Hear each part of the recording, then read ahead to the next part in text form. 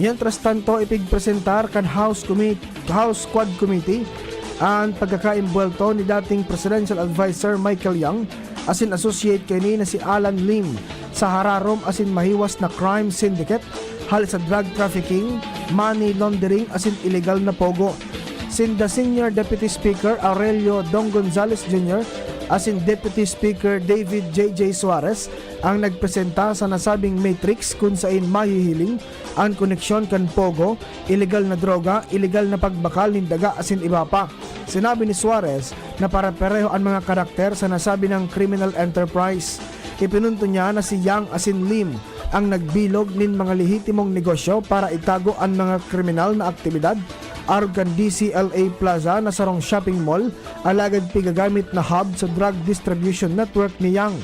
Saro pang kumpanyang Brick Hearts Technology Incorporated na imbulto sa nagkapirang pagdukot na konektado sa Shunway Technology Corporation ang tigasabing pogo asin konektado kay Lim. Ang duwang kumpanya na ini ang may koneksyon sa Baofu Compound sa Bamban Tarlac na pigko-konektar man kay dismissed Mayor Alice Guo. May koneksyon ang duwang personalidad sa Lucky South 99 na Pogo Hub sa Porac. Nainot naman na pigisabing konektado sa Farmalidil. Mantang siyang animbelto sa Empire 999 kung saan nasabat ang 3.6 billion pesos na shabu shipment sa Mexico, Pampanga kan 2023. Ginamit naman sinda Gerald Cruz, Jason Uson asin Eugene Zeng asin agom ni Lim na si Rose Nuno Lim sa pagbilog ng mga negosyo para maitago ang totoong tagsadiri kay ni. An mato ang tugang man ni Michael Yang na si Tony Yang umigbit bilang Antonio Maestrado Lim ang tigasabing mastermind sa gabos na operasyon kaya nasabi ng criminal syndicate. Tigsadiri man ni Tony Yang ang mga negosyo sa Cagayan de Oro City, kaibahan ang Yang Z Hotel, dating Pogo Hub asin Philippine Sanjia Steel Corporation na embuelto sa rice smuggling asin human trafficking. Nagpatanid si Suarez na naabot kan criminal syndicates, partikular kan Chinese nationals ang nasyon na sarong patakot sa national security.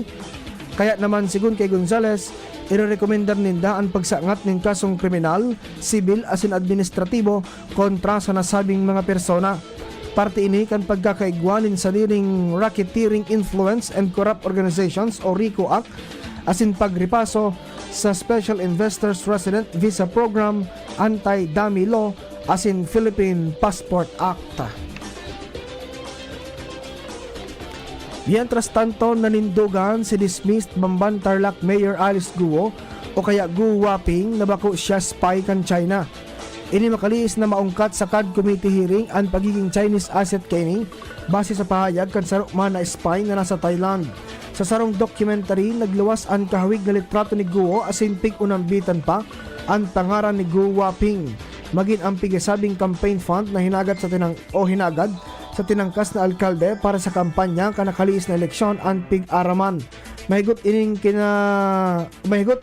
kiniradan kan dating Bamban Mayor dahil daw siya naghagad din pondo para sa iyang political campaigns. Alagad day panindaaram kung paano ang sa indang magiging legal action, plano nindang magsangat nin kaso sa Sarok International Network na nagluwas ka na sabing video. Ikukonsulta niya sa iyang mga abogado ang posibleng lakdang manungod sa pagsangat nin kaso. Mga tugang kumpiyansa daw po si Interior and Local Government Secretary Ben-Hur Abalos Jr. na mapupugulan na maglangkaw ang kaso ni motorcycle theft sa nasyon. Ini matapos na magpirma ng kasunduan ang Philippine National Police o PNP asin Land Transportation Office o LTO katakod sa interconnectivity kan mga information and communications technology system. Sigun kay Abalos, ang pagsanib puwersa kan PNP asin LTO ang importante, lalo na taminaabot sa 30,000 kada taon ang mga kaso ng paghabas ng motorsiklo sa nasyon. Tiwala si Abalos na mas makaskas na maaaraman kan mga otoridad kung hinabasan o bako ang sarong motorsiklo. Sa paagi kan nasabing partnership, madali nang i-verify asin ma-access kan PNP Highway Patrol Group sa ICT system kan LTO ang record kan mga motorsiklo na pig-iimbestigaran. Sinabi pa kaini na madesignar ng mga pulis hali sa PNP HPG sa LTO Command Center para makaskas ang pag-verify sa mga kaipuhan na mga impormasyon.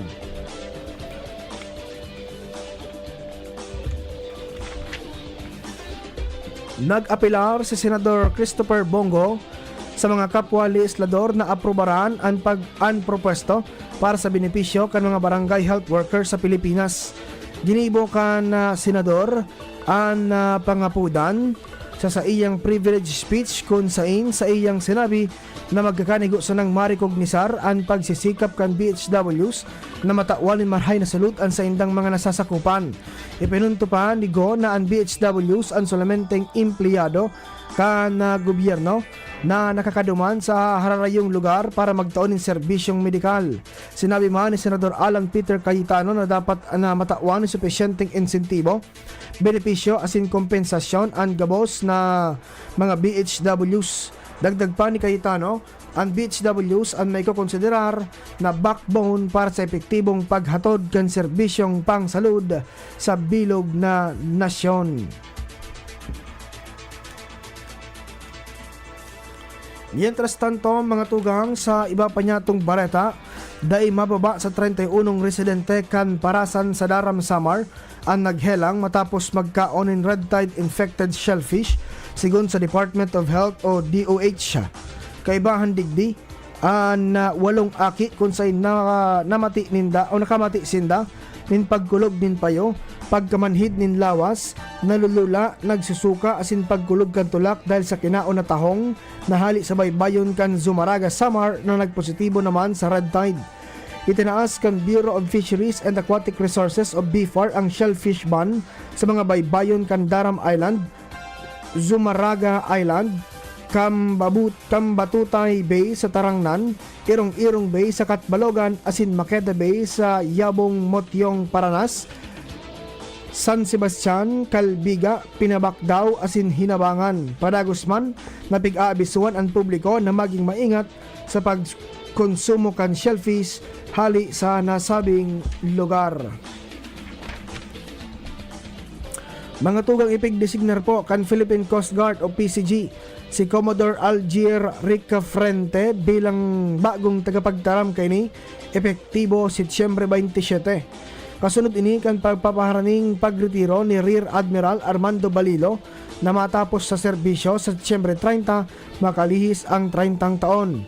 Apuwer sa bagong papel bilang tagapagtaram, maserbi man si Commodore Ricafrente bilang Acting Commander kan Coast Guard Public Affairs Service asin ipagpapadagos ang trabaho bilang Deputy Chief for Internal Affairs. Sa turnover ceremony na pinanginutan ni PCG Commandant Admiral Ronnie Hill Gavan, nagpasalamat si Rear Admiral Balilo sa mga kaibahan sa media sa saindang suporta sa pagpapawagas kan mga aktibidad kan PCG mantang piking ganyar na suportaran ang masalida sa iya.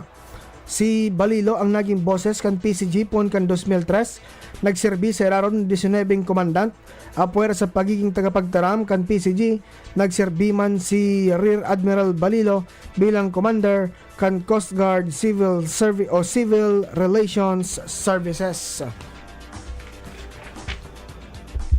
Mientras tanto, nagpalawas na ng guidelines ang National Electrification Administration o NEA para sa mga opisyal asin empleyado kini na nagpaplanong magkandidato sa maabot na 2025 national asin local elections.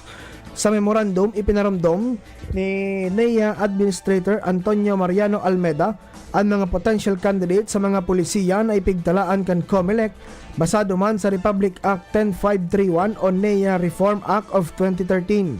Sinabi ni Almeda na gabos kan EC officials asin employees na masumitir ng Certificate of Candidacy o COC para sa May 12 national and local election asin parliamentary election sa Bangsamoro, Autonomous Region of Muslim Mindanao ang otomatikong madimitir sa pwesto. Kung ang sarong EC official o employee naman ang kandidato sa sarong party list group, dahil ini iko-konsiderar na on leave o pagdimitir sa kondisyon na siya ang nominado kan organisasyon o kan miyembrong consumer owners.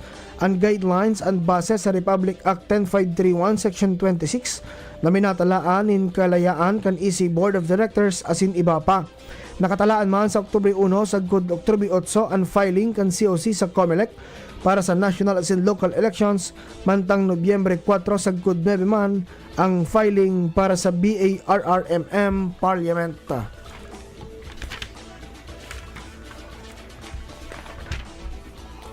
Matapos ang matrayumpong pagkondukta kan Armed Forces of the Philippines o AFP katuwang ang suporta hala sa Philippine Coast Guard o PCG kan resupply mission para sa BRP Sierra Madre, parehong siniguro na matinir ang presensya kan Pilipinas sa Ayungin Shoal. Sa resupply mission ngunyan na simana, dinarhan nin mga importanteng supply ang mga personnel na nakadeploy sa BRP Sierra Madre kasabay kan pagkondukta nin pagsalida sa mga tropang nakaestasyon sa lugar. Tinawan doon kan AFP ang saindang dedikasyon sa saindang mandato sa West Philippine Sea asin pagsiguro kan kaligtasan kan puwersa sa nasabing lugar. Mientras tanto, sa iba pang bareta, magtatabangan ang Philippine Statistics Authority asin GoTime Bank Corporation para sa collocation strategy sa mobile registration activities kan National ID System. Objeto kay ni na ibusol ang financial inclusion sa mga unbanked Filipinos na nakarehistro sa National ID System para magbukas ng bank accounts nin libre sa GoTime Bank. Kasabay sa registration activities ang PhilSys on Wheels, PhilSys on Boat as in house-to-house registration. Sigun kay PSA Undersecretary Claire Dennis Mapa, National Statistician as in Civil Registrar General, ang pakipag-partner sa GoTime Bank ang saro sa mga inisyatiba kan PSA para sa financial inclusion. Enot nang nakipag-partner ang PSA sa Land Bank of the Philippines para sa collocation sa mga National ID Registration Centers maging sa Dunganon Bank Incorporated, sarong Microfinance Rural Bank sa Bacolod City, Negros Occidental.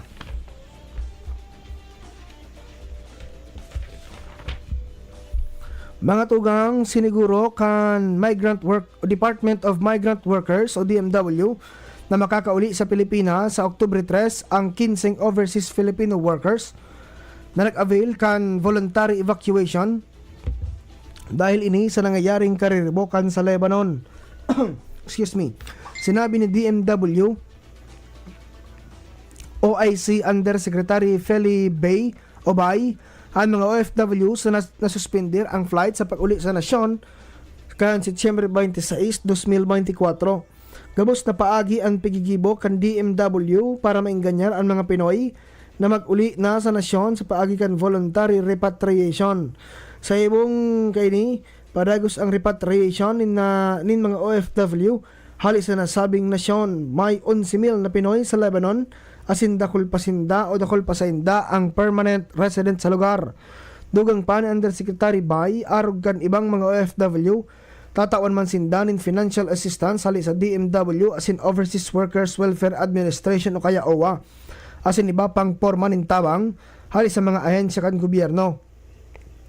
Sa ngunyan, nasa alert level 3 ang sitwasyon sa Lebanon asin wala pa nin assessment kung itataas sa level 4 para sa mandatory evacuation kan mga Pinoy sa nasabing lugar. Mga tugang uminabot na sa 53.23 million pesos ang naitong financial assistance asin government services kan gobyerno sa mga nagbabalik loob sa lay hali sa Misamis Occidental. Mismong si Presidente Ferdinand Marcos Jr. ang nag-abot kan tabang sa deklarasyon kan insurgency free status kan probinsya. Nakaresibi ni Tig Gismil ang 120 na mga dating rebelde sa iraram kan payapa at masiganang paminan o kaya pamana program kan Department of Social Welfare and Development o DSWD. Nagtauman ng 4,000 sagkod 5,000 ang presidente kan DSWD o ang presidente sa 5,000 na benepisyaryo sa irarom kan ayuda sa kapos ang kita o kaya AKAP program o ayuda sa kapos ang kita program o kaya AKAP kan DSWD. Kabilugan na 10.3 milyon sa irarom kan Sustainable Livelihood Program para sa 37 asosasyon, asin 4,380 para sa 5,000 na benepisyaryo, kan tulong panghanap buhay sa ating disadvantaged displaced workers o TUPAD program kan Department of Labor and Employment. Mga tugang bareta po sa ibang nasyon, nagdepensa ang Israel sa ginibunindang airstrike sa Beirut, Lebanon. Ang nasabing pangyayari an may kukonsiderar na pinakadakulang airstrike kung sa target ninda ang headquarters kan Hezbollah. Sa nasabing insidente, anom na edipisyo ang naraot na kinagadan kan 2 katawo asin 80 individual ang lugadan. Sinabi ni Israel Defense Forces spokesperson Real Admiral Daniel Hagar na kaya ninda gumibo an airstrike para maubos na ang Hezbollah asin maging matrangkilo na ang mga sibilyan sa nasabing lugar. Baretang sports, paramihan trust na tinangkas kan Paris Olympics logo ang ibinugtak na Eiffel Tower. Kasunod ini sa batikos na daing pagrespeto sa iconic landmark kan Paris na Eiffel Tower. Sinabi ni Paris Mayor Anne Hidalgo na magiwo na sa nasindanin bagong Olympic rings asin ibabalik ini sa sikat na landmark. Ibinugtak ini sa nasabing Olympic rings bilang pagrundom sa pagiging host kan kasaysayang Paris Olympics. Enot nang inilaag ang 30 toneladang steel rings kan Hunyo 7 asin sa indang tutunawon na asin ire-recycle. Mga tugang, iyan po ang detalyes kan mga baleta ngunyan para sa aga. Mga baleta pong marulawa sa mga dyaryo nasyonal, alagad enot ng nadangog sa Radyo DZGB. Ini po ang Baleta alas 5. Akon sa indong tagapagbaleta, Joshua Bino. Salamat po kan sa indong pag-antaba. Coronavirus ba ang hadlang sa pag-aaral ninyo? Andito na ang Southern Luzon Technological College Foundation Incorporated ay gumawa ng hakbang sa mga gustong mag-aral sa junior, senior high school at kolehiyo. Ang SLTCFI ay handang umagapay sa mga mag-aaral upang may pagpatuloy ang kanilang pag-aaral at pagharap sa new normal o sa makabagong panahon na ating kinakaharap. Sila ay nag-o-offer ng flexible blended learning o online or offline/modular classes kung may sapat na